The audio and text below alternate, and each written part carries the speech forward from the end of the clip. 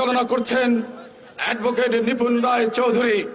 আমাকে দুটি কথা বলার সুযোগ দেওয়ার জন্য আমি কৃতজ্ঞতা এবং অভিনন্দন জানাচ্ছি। সাথী বন্ধুরা, আমরা 2018 সালের 8ই ফেব্রুয়ারির আগে স্লোগান দিয়েছিলাম, আমার নেত্রী আমার মা খালেদা জিয়াকে বন্দী হতে দেব না। আমরা আমাদের সেই প্রতিশ্রুতি, আমরা আমাদের সেই ওয়াদা রক্ষা করতে পারি নাই।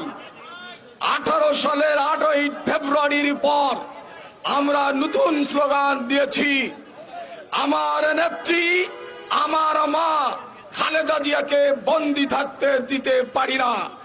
আমরা কিন্তু তার সন্তান হিসাবে আমরা কিন্তু সেই ওয়াদা এখনো বাস্তবায়ন করতে পারি নাই।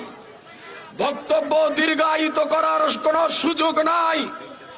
একটি কথা বলতে চাই, আজকে আমি এখানে দাঁড়িয়ে এই সামনের চেয়ারে বসে এখানে বক্তব্য দেওয়ার যে সুযোগ পেয়েছি, এই সুযোগটুকু দিয়েছেন দেশনেত্রী বেগম খালেদা জিয়া।